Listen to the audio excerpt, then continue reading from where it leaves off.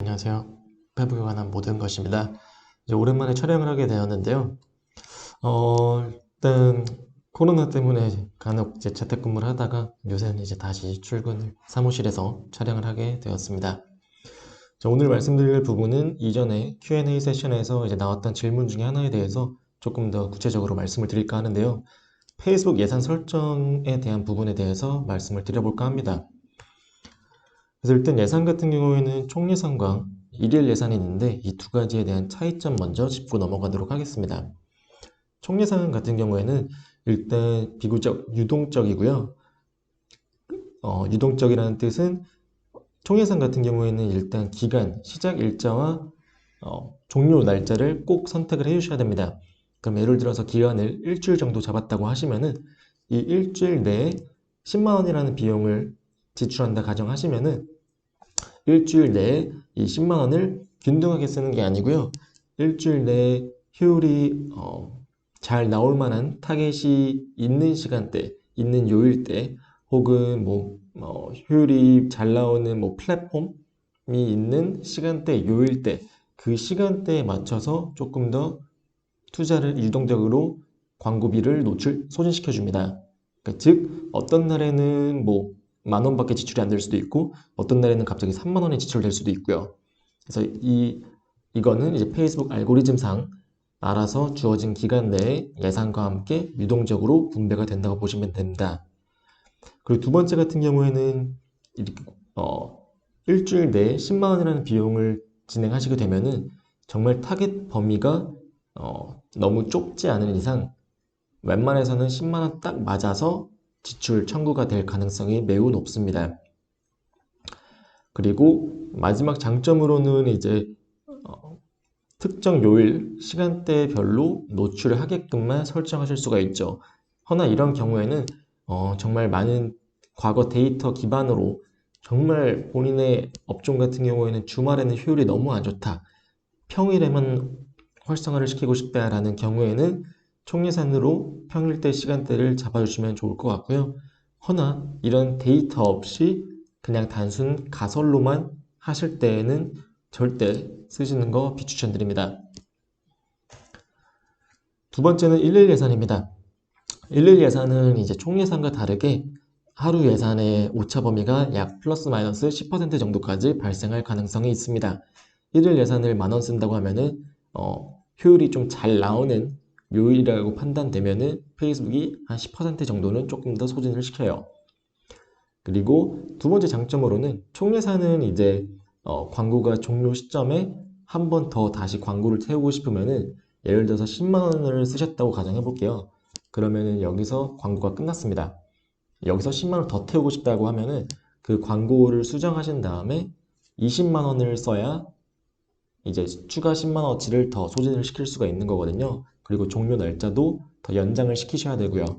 하지만 일일 예산 같은 경우에는 이제 계속해서 나가는 거기 때문에 그냥 단순히 하루 예산치에서 1.5배, 2배 이 정도로 예산을 증액하고 싶은 경우나 감면하고 싶은 경우 쉽게 조정하실 수 있습니다.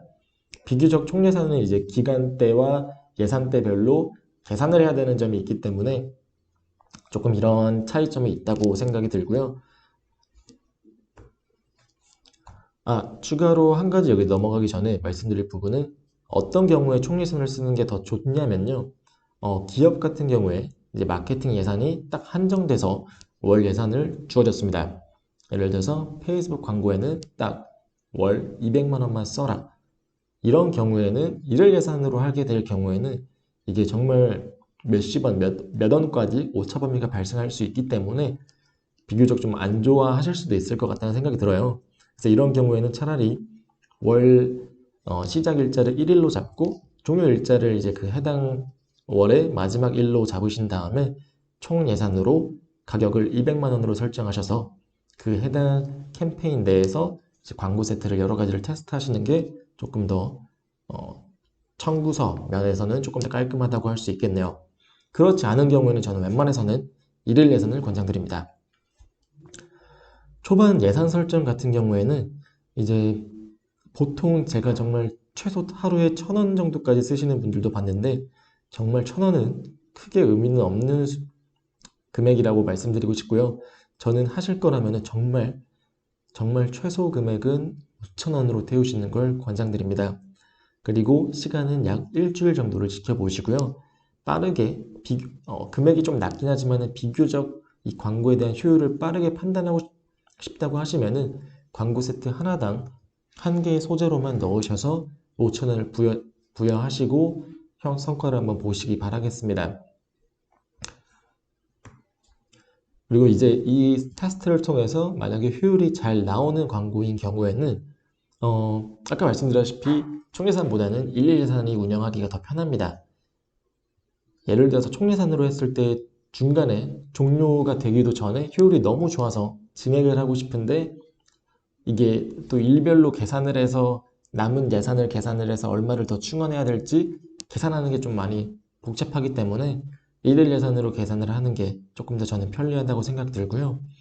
그리고 이론상 예산의 20%에서 30% 정도의 내외로 예산을 조정을 해야 최적화가 안 깨진다는 거는 이제 페이스북 공식 페이지에 있긴 합니다. 이 퍼센테이지에 대한 정의는 없긴 하지만은 지금까지 이제 경험과 그리고 이제 페이스북 이전에 마케터 분들 얘기로는 한 30% 내외면은 괜찮다고 하십니다.